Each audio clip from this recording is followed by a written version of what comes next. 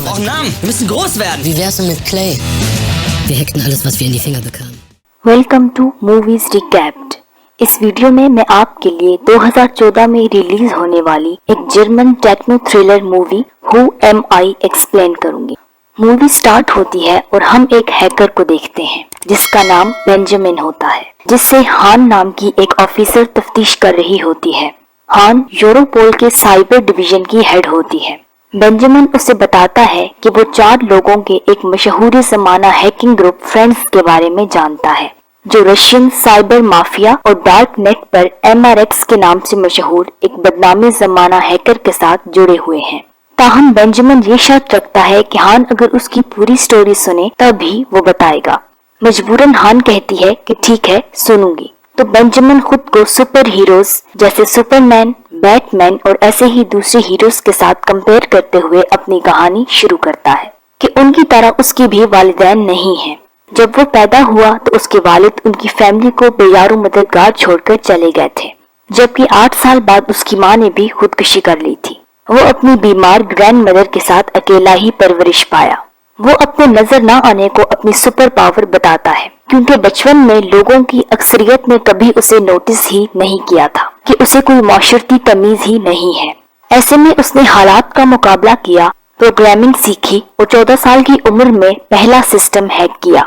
गो कि अब भी वो जिंदगी में खुद को अकेला ही महसूस करता था, जिसका दुनिया में कोई भी नहीं। ताहम उसे कम से कम इंटरनेट की सूरत में एक एहसास अपनायत मिल गया था। इसी दौरान डार्क वेब पर इसे MRX नाम के एक सुपर हैकर के बारे में मालूम होता है, जिसे वो अपना हैकिंग आइडियल बना लेता है। MRX एक गुमनाम हैकर होता है जो किसी भी सिस्टम को हैक करने की सलाहियत रखता था। बेंजामिन भी उसी के जैसा बनना चाहता था, मगर चूंकि वो कॉलेज पढ़ना अफोर्ड नहीं कर सकता था, तो इसने अपना खर्च चलाने के लिए पिज्जा डिलीवरी का काम शुरू कर दिया। इसी दौरान एक रात वो स्टूडेंट्स के एक ग्रुप को पिज्जा डिलीवर करने जाता है, जहां उसे कॉलेज पार्टी में मैरी नजर आती है, जिससे अपने हाई स्कूल दौर से वो मोहब्बत करता है। जब उसे पता चलता है कि मैरी को इम्तिहानात में मुश्किल पड़ी हुई है, तो वो उसकी मदद करके उसका सुपर हीरो बनने का फैसला करता है और यूनिवर्सिटी के सर्वर्स हैक करने का प्लान बनाता है, ताकि क्वेश्चन पेपर डाउनलोड करके मैरी को दे सके। ताहम उसका ये सारा प्लान उस वक्त चौपट हो जाता है जब यूनिवर्सिटी का एक गार्ड उसे पकड़कर पुलिस के हवाले कर देता है। ताहम खुशकिस्मती से पहले कोई क्रिमिनल रिकॉर्ड ना होने की वजह से उसे सजा के तौर पे सिर्फ कम्युनिटी सर्विस का काम ही सौंपा जाता है। इस दौरान रोड सफाई का काम करते हुए उसकी मुलाकात मैक्स नाम के एक हैकर से होती है। मैक्स शख्सियत के एतबार से बेंजामिन का बिल्कुल उलट होता है, एक करिश्माती, शौक और पुरएतमाद शख्सियत। ताहम दिन गुजरने के साथ उन दोनों में काफी कुर्बत हो जाती है, तो मैक्स बेंजामिन को अपने दोस्तों स्टेफन और पाल से मिलवाने ले जाता है। वो लोग बेंजामिन की हैकिंग सलाहियत की तसल्ली करने के बाद उसे समझाते हैं कि सोशल इंजीनियरिंग का कॉन्सेप्ट हैकिंग के लिए सबसे बेस्ट तरीकाकार है। मैक्स उसे एक हैकिंग ग्रुप बनाने का मशवरा देता है, क्लाउन्स लाफिंग एट यू के नाम से, जिसका निकनेम क्ले है। इसके लिए वो लोग बेंजामिन ही के घर को अपना ऑपरेशन बेस बनाने का फैसला करते हैं, जहां अब बेंजामिन अकेला ही रह रहा होता है, क्योंकि ग्रैंड मदर की सेहत ज्यादा बिगड़ने की वजह से उसे उसने पहले ही नर्सिंग होम में भेज दिया होता है। ग्रुप बनाते ही वो लोग बर्लिन में कई इंस्टीट्यूशंस के साथ प्रैंक करते हैं। वो जर्मनी की स्टॉक मार्केट को हैक करके रीडिंग चार्ट्स पर मिडिल फिंगर लगा देते हैं और एक बड़ी फार्मास्यूटिकल कंपनी को भी हैक करके उन्हें एक्सपेरिमेंट्स के लिए जानवरों पर जुल्म करने पे मलामत करते हैं। वो लोग रात रात भर जागने के लिए दवाइयों का इस्तेमाल करते हैं। इनका जिस चीज पर भी हाथ पड़ता है हैक कर लेते हैं। गली कोचों से लेकर सोशल मीडिया तक हर तरफ उनके ग्रुप की धूम मच जाती है। एक रोज ग्रोसरी स्टोर में खरीदारी करते हुए बेंजामिन का सामना मैरी से हो जाता है। मैक्स बेंजामिन को फोर्स करता है कि वो मैरी से बात करे, उसे अपने साथ बाहर ले जाने का कहे, मगर हमेशा की तरह बेंजामिन हिम्मत नहीं कर पाता, जिस पर मैक्स उसे कहता है कि तुम हमेशा बुद्धू ही साबित होते हो। और फिर वो प्रैक्टिकली मैरी और उसकी दोस्त के साथ फ्लर्ट करके उसे बताता है कि लड़कियों से ऐसे बात की जाती है। यूं तो अब तक मैक्स ने हैकिंग में करीब सब कुछ ही हासिल कर लिया था, ताहम अब भी एक चीज जिसकी उसे कमी महसूस होती है वो है MRX की एक्नॉलेजमेंट, क्योंकि वो उनके ग्रुप की अहलियत को अभी भी तस्लीम नहीं कर रहा होता। एक रोज MRX मैक्स का मजाक बनाता है और कहता है कि क्ले क्या चीज है, उसकी क्या औकात। اور یہاں پتا چلتا ہے کہ یہی وہ موقع تھا جب ہان کو اس گروپ کے بارے میں پتا چلتا ہے اور اسے فرینکفرٹ میں یورپین سینٹرل بینک پر حملے کے سلسلے میں برلن بلایا جاتا ہے۔ اس اٹیک میں ملوث گروپ کا نام فرینڈز ہوتا ہے، جو جرمن آرمی کے سرورز پر اٹیک میں بھی ملوث ہوتے ہیں۔ فرینڈز رشین سائبر مافیا کا حصہ ہوتا ہے، جس کے 4 ممبر ہوتے ہیں، جن میں سے 3 کے فرضی نام سیکڈیٹ، ٹوبوٹ اور کرپٹان ہوتے ہیں، جبکہ چوتھے کے فرضی نام کا کسی کو معلوم نہیں ہوتا۔ یہ ہیکرز جو بھی ڈیٹا ہیک کرتے ہیں وہ ڈارک نیٹ پر زیادہ بولی لگانے والے کو بیچ دیتے ہیں۔ یہ سارا بزنس رشینز کنٹرول کر رہے ہوتے ہیں۔ تاہم اب تک کی تحقیقات میں یہ پتا چلتا ہے کہ ان میں سے کم ایک ہیکر تو برلن ہی سے آپریٹ کرتا ہے۔ ایک روز MRX کلے کو ایک میسج بھیجتا ہے، جسے دیکھ کر میکس خوشی سے جھومنے لگتا ہے، مگر جلد ہی اسے یہ جان کر شرمندگی ہوتی ہے کہ یہ تو سائبر کرائم کمیشن اور یوروپول کے مابین ہوئی بات چیت والی ہیکڈ کورسپونڈنس ہے، جس میں کہا گیا ہے کہ کلے ایک بےزر سا ہیکر گروپ ہے جس کا بڑے کھلاڑیوں سے کوئی تعلق نہیں۔ اس کے نتیجے میں میکس خود کو پروف کرنے کے جنون میں کوئی نہایت اشتعال انگیز کارنامہ انجام دینے پر زور دیتا ہے، جس پر بینجامن جرمن سینٹرل انٹیلیجنس BND کے ہیڈ آفس کے سرورز کو ہیک کرنے کا مشورہ دیتا ہے۔ BND کے ہیڈ آفس تک رسائی کے لیے وہ کوڑا اٹھانے والے ورکرز کا بھیس بنا کر اس فیکٹری میں پہنچتے ہیں جہاں BND کے کچرے کا ڈھیر پڑا ہوتا ہے۔ اس کچرے میں سے ملے ایک کارڈ سے انہیں BND کی ایک امپلائی گرڈی کے متعلق معلومات ملتی ہیں، جو صفائی والے عملے کو ID کارڈز ایشو کرنے کی ذمہ دار ہوتی۔ وہ لوگ اسے ایک میلیشیس ای میل بھیج کر اسے کھولنے کا چکمہ دیتے ہیں، جس سے انہیں BND بلڈنگ کی ایکسس مل جاتی ہے اور وہ اندر جا کر ایجنسی کے انٹرنل سرورز ہیک کر لیتے ہیں۔ وہ پرنٹرز کا بھی کنٹرول حاصل کر کے پوری بلڈنگ کے پرنٹرز سے اپنا لوگو پرنٹ کر دیتے ہیں، جس پہ لکھا ہوتا ہے "نو سسٹم از سیف"۔ اتنے بڑے کارنامے کے بعد وہ لوگ سیلیبریٹ کرنے ایک کلب میں جاتے ہیں۔ اتفاقاً اس پارٹی میں میری بھی موجود ہوتی ہے، جسے دیکھ کر ہمیشہ کا بدھو بینجامن واش روم جا کر اس سے بات کرنے کی پریکٹس کرنے لگتا ہے۔ جب وہ واپس آتا ہے تو دیکھتا ہے کہ اس کی زندگی کی محبت کے ساتھ تو میکس پینگے ڈال رہا ہے، تو ٹوٹے دل کے ساتھ بینجامن واپس گھر چلا جاتا ہے۔ میکس اور دوسرے ساتھی بھی اس کے پیچھے جاتے ہیں، مگر وہ انہیں گھر کے اندر آنے سے روک دیتا ہے۔ تو غصے اور نشے میں دھت میکس اسے کہتا ہے کہ تمہاری اوقات ہی کیا ہے، جس کا بینجامن کو بہت دکھ ہوتا ہے۔ تو وہ BND کے سرور سے چرائی انکرپٹڈ انفارمیشن MRX کو دیکھ کر خود کو اس کے سامنے پروف کرنے کا فیصلہ کرتا ہے۔ اس ہیک ڈیٹا سے یہ راز کھلتا ہے کہ کرپٹون جو بینجامن کے ساتھ کام کر رہا ہوتا ہے وہ BND کا ایجنٹ ہے، جو فرینڈز گروپ کو ایکسپوز کرنے کے لیے دوسری طرف ہان کے ساتھ کام کر رہا ہوتا ہے، جس کی وجہ سے اس کا قتل ہو جاتا ہے۔ دوسری طرف حکام کلے کو حساس معلومات ہیک کرنے پر دہشت گرد گروپ ڈکلیئر کر دیتے ہیں۔ کلے گروپ کے دوسرے ممبر پے در پے ان واقعات پہ دنگ رہ جاتے ہیں، تو بینجامن ان کے سامنے تسلیم کر لیتا ہے کہ اس نے BND سے چرایا ڈیٹا MRX کو دے دیا ہے۔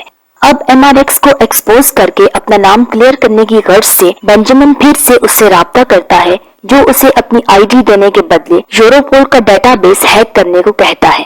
اگلے سین میں جب کلے گروپ ایک پبلک لائبریری میں سے MRX سے رابطہ کر رہا ہوتا ہے، تو ہان اور اس کی ٹیم بھی انہیں پکڑنے ان کے سر پہ آ پہنچتی ہے، مگر وہ بھاگ نکلنے میں کامیاب ہو جاتے ہیں اور اس ناکامی پر ہان کو جاب سے سسپینڈ کر دیا جاتا ہے۔ اس کے بعد سارے ثبوت مٹانے کے لیے یہ گروپ اپنے استعمال میں ساری ہارڈ ڈرائیوز کو ایسڈ میں ڈیزالو کر دیتا ہے۔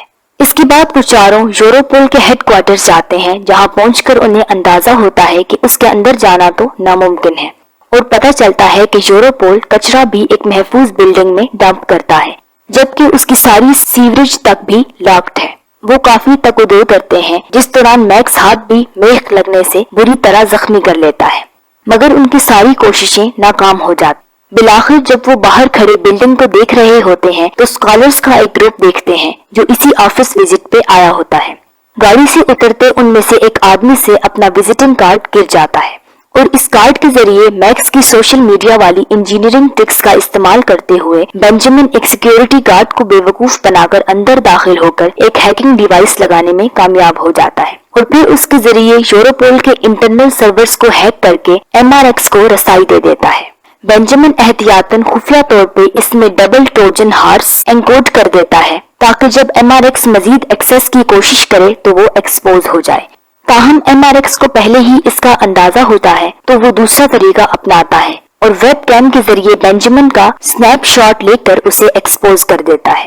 ایکسپوز ہونے کے بعد جلد ہی کچھ رشین گونڈے بینجامن پہ حملہ کر دیتے ہیں، تاہم وہ انہیں چکما دے کر بھاگ نکلنے میں کامیاب ہو جاتا ہے۔ مگر جب وہ ہوٹل واپس پہنچتا ہے تو دیکھتا ہے کہ اس کے دوستوں کو قتل کر دیا گیا ہے۔ بینجامن کو جب کوئی راہ سجائی نہیں دیتی تو وہ خود کو ہان کے حوالے کرنے کا فیصلہ کرتا ہے۔